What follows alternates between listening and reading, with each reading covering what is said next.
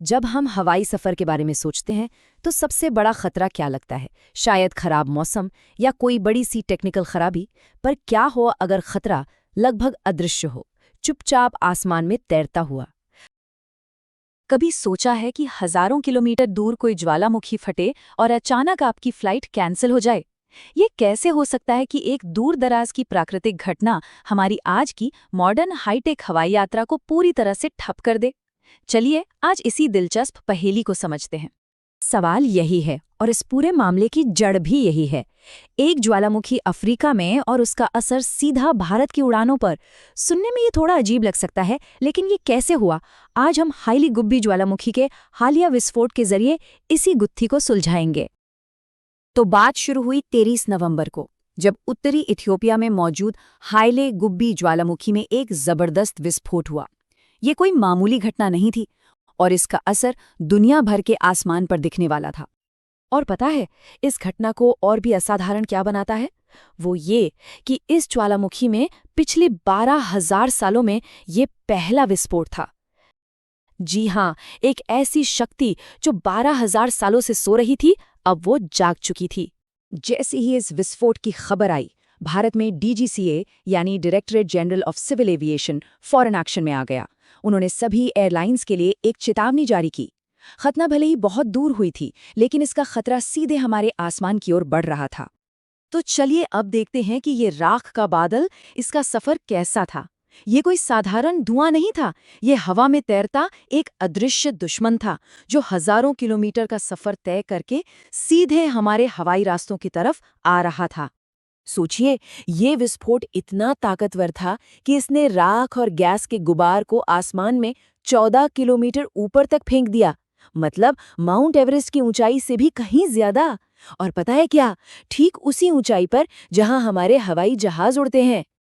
तो ये बादल भारत पहुंचा कैसे?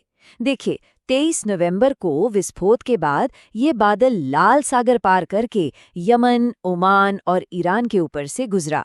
24 नवंबर की शाम होते होते ये भारत के पश्चिमी तट पर था और बस अगले ही दिन 25 नवंबर की रात को यह हमारे हवाई क्षेत्र से निकलकर चीन की ओर बढ़ चुका था। एक महाद्वीप से दूसरे महाद्वीप का सफर सिर्फ 2 दिनों में। तो इस बादल में ऐसा था क्या जो इतना खतरनाक था? देखिए, ये सिर्फ राख नहीं थी, इसमें था सल्फर डाइऑक्साइड और सबसे खतरनाक चीज कांच और चट्टान के बेहद बारीक कण। और ये पूरा मिश्रण 100 से 120 किलोमीटर प्रति घंटे की तेज रफ्तार से 15,000 से 25,000 फीट की ऊंचाई पर उड़ रहा था। लेकिन सबसे बड़ा सवाल तो अब भी वही है, कांच और पत्थर के ये छोटे से कण एक इतने बड़े और शक्तिशाली जेट इंजन को बर्बाद कैसे कर सकते हैं? चलिए अब इसके पीछे की साइंस को समझते हैं।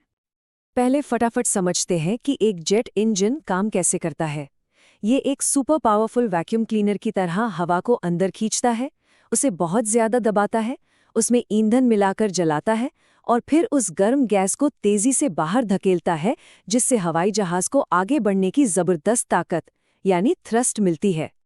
इस पूरे प्रोसेस में इंजन के अंदर का तापमान 1600 डिग्री सेल्सियस तक पहुंच जाता है। इतना गर्म कि इसमें लोहा भी पिघल जाए। और बस यही जानलेवा गर्मी ज्वालामुखी की राख को एक विनाशकारी हथियार बना देती है। तो जब राख इंजन में जाती है तो क्या होता है? ये स्लाइड इसे बहुत अच्छे से समझाती है। राख में मौजूद कांच और पत्थर के कण उस भयानक गर्मी में पिघलकर लावा बन जाते हैं। ये पिघला हुआ कांच इंजन के टरबाइन ब्लेड्स और कूलिंग के लिए बने छोटे छोटे छेदों पर जम जाता है। ये उन छेदों को ब्लॉक कर देता है, जिससे इंजन का दम घुटने लगता है, उसकी ताकत खत्म हो जाती है और वो हवा में ही बंद हो सकता है। तो अब जब हम इस खतरे की साइंस को समझ चुके हैं, तो देखते हैं कि असल में अधिकारियों ने इससे निपटने के लिए क्या किया। क्योंकि जाहिर है यात्रियों की सुरक्षा सबसे ऊपर थी। डीजीसीए ने एयरलाइंस को एकदम साफ साफ निर्देश दिए, उस पूरे हवाई क्षेत्र से दूर रहें। अगर इंजन में कोई भी गड़बड़ी दिखे या केबिन में कोई अजीब गंध आए तो तुरंत रिपोर्ट करें। यहां तक कि हवाई अड्डों को भी अपने रनवे जांचने के लिए कहा गया। मैसेज बिल्कुल क्लियर था, कोई रिस्क नहीं लेना है।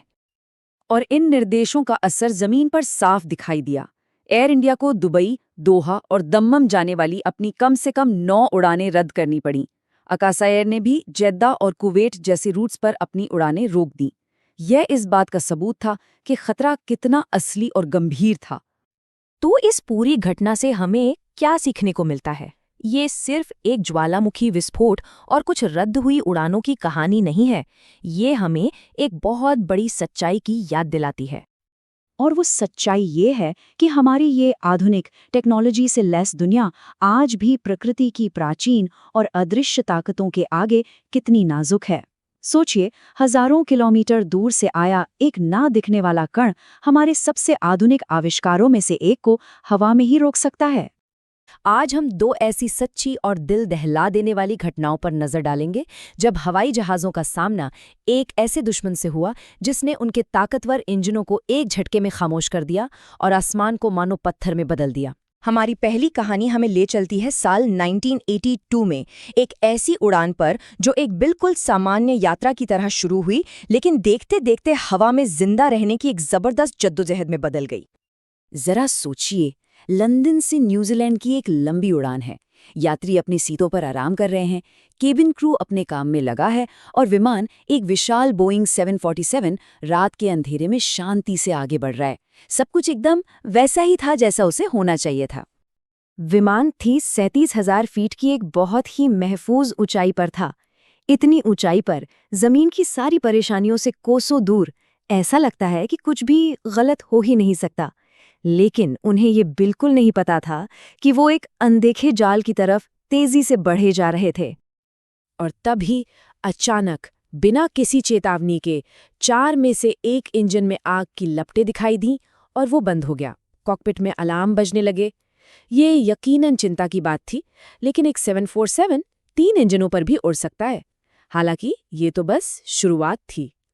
कुछ ही पल बीते होंगे कि एक और इंजन ने दम तोड़ दिया। अब हालात वाकई गंभीर हो रहे थे। 2 इंजन बंद होने से विमान को अपनी ऊंचाई बनाए रखने में काफी मुश्किल हो रही थी और कॉकपिट में तनाव तेजी से बढ़ता जा रहा था। और फिर वो हुआ जिसकी कोई कल्पना भी नहीं कर सकता। एक के बाद एक बाकी के दोनों इंजन भी पूरी तरह से खामोश हो गए। 200 टन से ज्यादा वजनी एक विशाल विमान अब बिना किसी शक्ति के एक बड़े से ग्लाइडर की तरह अंधेरे में नीचे गिर रहा था।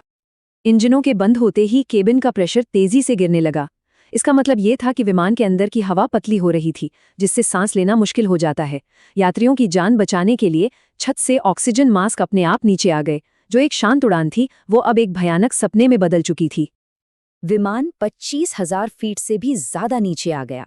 ये एक खौफनाक और खामोश गिरावट थी, जिसमें सिर्फ हवा के तेज झोंकों की आवाज सुनाई दे रही थी।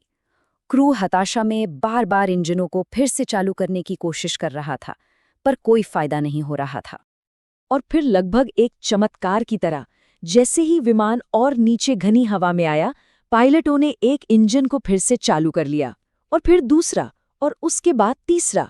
एक बड़ी तबाही टल गई थी, लेकिन उनकी असली परीक्षा अभी बाकी थी।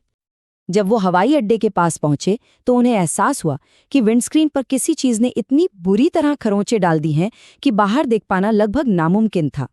उन्हें उस विशाल विमान को करीब करीब अंदाजे से ही उतारना था।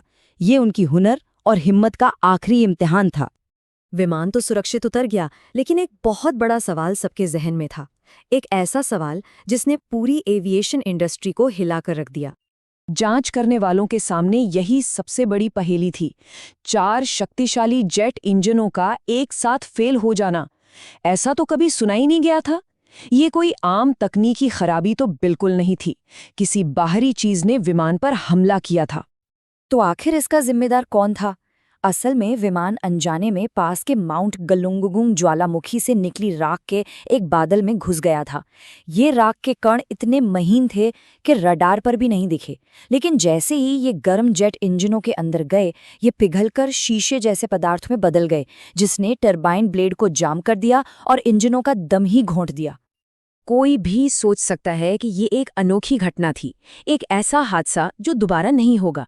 लेकिन एविएशन की दुनिया को ये सबक एक बार फिर सीखना पड़ा, और इस बार भी हालात उतने ही ज्यादा खतरनाक थे। ठीक 7 साल बाद 1989 में KLM की एक और बोइंग 747 उड़ान अलास्का के ऊपर से गुजर रही थी। उन्हें ये पता नहीं था कि माउंट रिडाउट ज्वालामुखी हाल ही में फटा था और उसकी राख का बादल सीधा उनके रास्ते में मौजूद था। इतिहास एक भयानक तरीके से खुद को दोहराने वाला था। और कमाल की बात यह है कि जो हुआ वो लगभग पहली घटना की कार्बन कॉपी जैसा था। 24,000 फीट की ऊंचाई पर अचानक कॉकपिट में अंधेरा छा गया और एक-एक करके चारों इंजन बंद हो गए। विमान ने सिर्फ कुछ ही मिनटों में 14,000 फीट की खतरनाक गिरावट की, जबकि क्रू ने 8 बार इंजनों को फिर से चालू करने की कोशिश की और आखिरकार वो कामयाब भी हुए। तो यहाँ एक बहुत ही खतरनाक पैटर्न साफ दिखता है। 2 अलग-अलग उड़ानें 7 साल के अंतर पर एक ही दुश्मन का सामना कर रही हैं, ज्वालामुखीय राख। ब्रिटिश एयरवेज की फ्लाइट 009 और KLM 867 दोनों ने अपने सारे इंजन खो दिए और दोनों ही किसी चमत्कार की तरह सुरक्षित उतरने में कामयाब रहे। लेकिन जैसा कि हम देखेंगे, KLM के उड़ान की कीमत बहुत बड़ी थी। ये एक ऐसी चेतावनी थी जिसे अब नज़रअंदाज नहीं किया जा सकता था। हालांकि KLM की फ्लाइट सुरक्षित रूप से उतर गई, लेकिन इसकी कीमत बहुत बड़ी चुकानी पड़ी। राख ने चारों इंजनों को इतनी बुरी तरह बर्बाद कर दिया था कि उन सभी को बदलना पड़ा, और लागत $80 मिलियन। आज के हिसाब से देखें तो ये लगभग $200 मिलियन के बराबर होगा। ये ज्वालामुखी राख की विनाशकारी शक्ति का एक बहुत ही महंगा सबक था। इन 2 लगभग हुई त्रासदियों ने एविएशन इंडस्ट्री का ज्वालामुखियों को देखने का नजरिया हमेशा के लिए बदल दिया। उन्होंने हमें आसमान में छिपे एक बड़े खतरे के बारे में बहुत ही जरूरी सबक सिखाए। तो हमने क्या सीखा? यही कि ज्वालामुखी राख सिर्फ एक मामूली परेशानी नहीं है, ये एक बहुआयामी खतरा है। ये एक साथ सभी इंजनों को बंद कर सकता है, पायलटों की देखने की क्षमता को खत्म कर सकता है और लैंडिंग को लगभग नामुमकिन बना सकता है।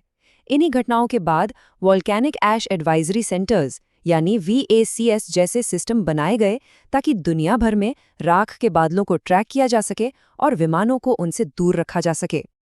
1982 की उस रात को याद करते हुए ये शब्द बताते हैं कि वो तबाही के कितने ज्यादा करीब थे।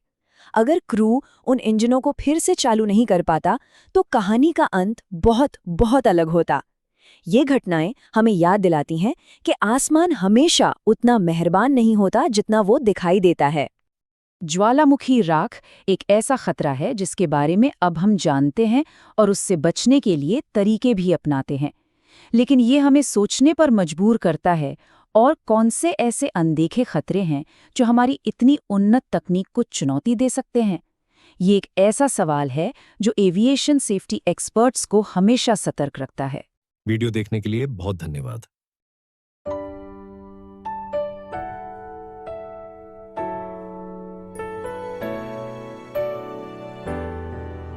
वीडियो देखने के लिए बहुत